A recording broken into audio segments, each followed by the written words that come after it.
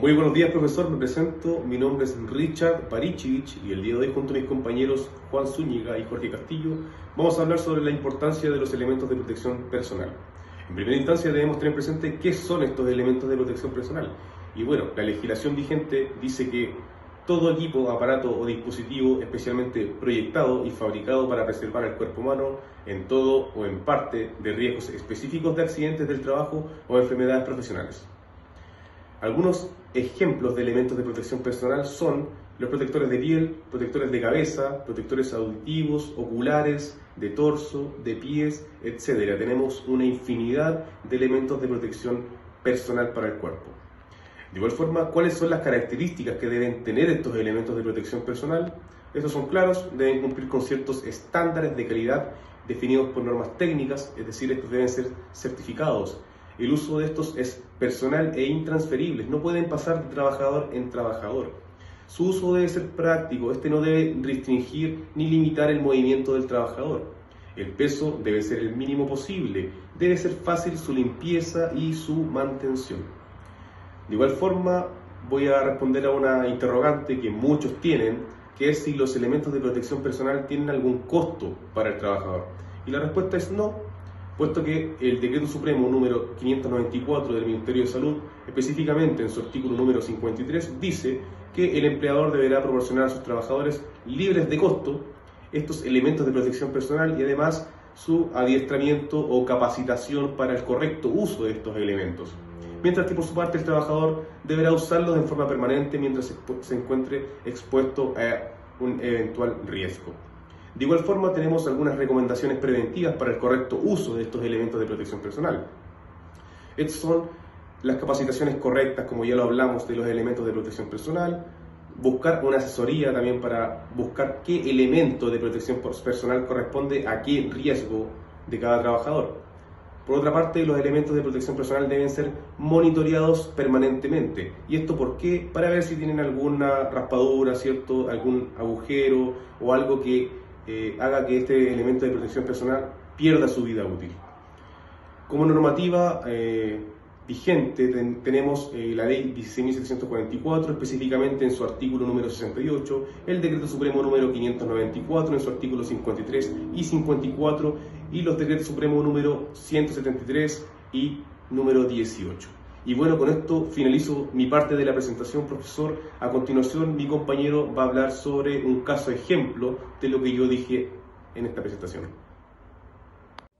Buenos días, profesor. Gusto de saludar. Mi nombre es Juan Carlos Zúñiga Moya y continuando con la exposición donde acabamos de escuchar el cuerpo legal y la normativa que rige el uso de elementos de protección personal en nuestro país, o EPP, como es conocida por su sigla, vamos a ejemplificar con el caso de una empresa.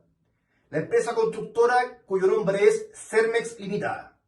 Cermex es una empresa que ha liderado las construcciones tanto a nivel privado como también a nivel público. De hecho, su último trabajo o proyecto ha sido la construcción de un hospital en el sector norte de nuestro país. Este hospital tiene la característica de que es un hospital de alta complejidad, donde se han construido 85.000 metros cuadrados en 4 edificios. Desde la iniciación de este proyecto hasta el término de este, se pudo evidenciar que las diferentes actividades y procesos donde las actividades y los peligros y riesgos han sido tales que, a pesar de las medidas preventivas que recomiendan los servicios asesores, tanto en seguridad como salud ocupacional, en este trabajo, para la realización de las diferentes tareas que conlleva este proyecto, se hace necesario el uso de equipos de protección personal.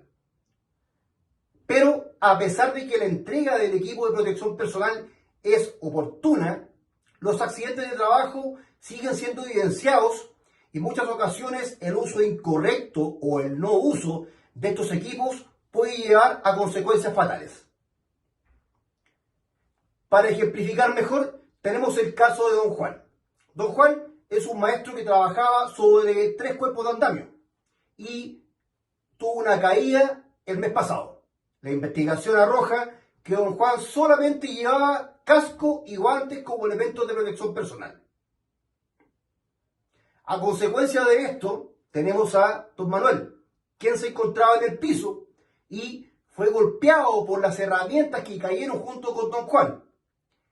Esto lo ocasionó a don Manuel un hematoma intracraneal. Don Manuel no llevaba casco, ya que él dijo que solamente se dirigía a las oficinas. Por otra parte, es menester señalar también el índice de enfermedades profesionales. También es alto, donde por ejemplo tenemos a don Cristian, que fue diagnosticado con hipoacusia y según la investigación, el trabajador no usaba sus elementos de protección personal cuando utilizaba las máquinas de alto impacto. Para evidenciar claramente los errores que cometen estos trabajadores, se desarrolla la tabla que tienen al frente, donde tenemos el caso de don Juan y cómo podríamos haber evitado estos accidentes.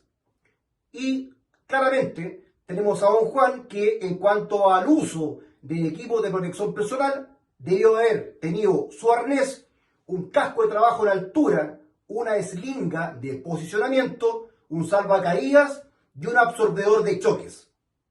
¿Qué medida preventiva hay que tomar con don Juan?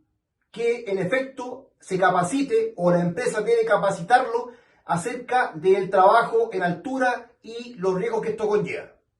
En el caso de don Manuel debió haber tenido en uso un casco tipo C. Para que don Manuel comprenda toda esta situación, es necesario hacer uso de los elementos de protección personal en forma permanente, mientras toda la gente se encuentre expuesta al riesgo. Es decir, cuando cada trabajador se encuentra en la obra, siempre debe encontrarse con su casco para que con esto poder evitar los riesgos del accidente como el que a él le ocurrió. Y finalmente, don Cristian.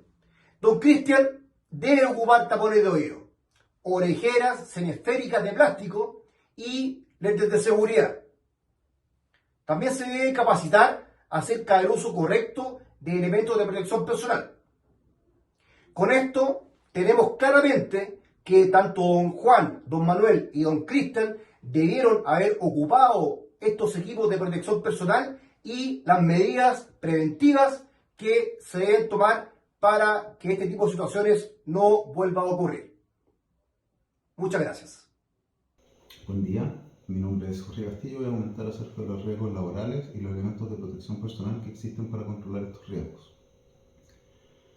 En nuestro trabajo estamos siempre sometidos a diferentes riesgos. Estos deben ser estudiados para ser controlados. Los riesgos pueden ser mecánicos, físicos, químicos, ambientales, ergonómicos o psicosociales. Existen diferentes herramientas que nos permiten analizar y controlar estos riesgos. Por ejemplo, la jerarquía de los riesgos. Aquí hay diferentes niveles que van desde mayor eficacia. Nos permite presentar distintos controles. El primer nivel es la eliminación del riesgo. Aquí se toma este riesgo, se saca del sistema donde estamos trabajando. Por ejemplo, implementar una máquina que haga el mismo trabajo que hace una persona. Si esto no es posible, podemos intentar sustituir el riesgo. Es decir, buscar elementos que puedan ser reemplazados, tomarlos y cambiarlos por otro elemento. Luego de esto están los controles de ingeniería, que básicamente pueden ser la aislación de un riesgo, sistemas de ventilación, por ejemplo, que nos permiten trabajar de manera más segura. Luego de esto vienen los controles administrativos, que pasa por la parte documental. Puede ser una decisión, un lineamiento, una orden de trabajo, un programa de capacitación, un procedimiento de trabajo seguro. Y al final viene el uso de PP. Esta es la última barrera que nosotros tenemos. Es la menos eficaz, por lo tanto no debemos confiarnos solamente en el uso de PP para realizar nuestras tareas. En el caso de los elementos de protección personal, podemos aplicar algunos procedimientos de trabajo y acá tenemos un ejemplo para poder determinar su mejor uso. El primer paso es definir los EPP para cada labor. Esto es muy importante. Todos los elementos de protección personal tienen sus funciones, sus características, que deben ser bien estudiadas. No es lo mismo un guante de cabritilla, por ejemplo, a uno de antiimpacto. Luego de esto, se deben adquirir EPPs certificados. Esto también es muy importante. Existen empresas que se encargan exclusivamente de eso, certificar, analizar, ensayar estos elementos. Entregar los EPP. También es muy importante esto. Hacer llegar a las personas su elemento de protección personal para que puedan usarlo y no negarles cuando necesiten cambiarlo. Entrenar y capacitar a las personas. Se debe mantener constantemente en capacitación a las personas para que entiendan la importancia y puedan generar esta cultura de conciencia en el uso de los elementos de protección personal. Y la supervisión también es muy importante como quinto paso. El prevencionista de riesgo, el supervisor, debe estar atento a que siempre se estén usando y se estén usando de manera correcta. Algunos tipos de elementos de protección personal pueden ser de cabeza, de mano, protección ocular, auditiva. También tenemos de cuerpo, de piel y algunos accesorios, por ejemplo, arnés de seguridad. Como reflexión final, es importante mencionar que, tal vez por la naturaleza de nuestros trabajos, no siempre vamos a estar expuestos a los mismos riesgos que un maestro. Nosotros que tenemos en general trabajos administrativos, tal vez lo más riesgoso son los riesgos ergonómicos. Pero si por nuestro trabajo necesitamos ir a terreno, nos piden ir a terreno, debemos ser conscientes y responsables en el uso de estos elementos. No podemos confiarnos del ambiente, no podemos confiarnos de las condiciones y usar nuestro elemento de protección personal siempre. Muchas gracias.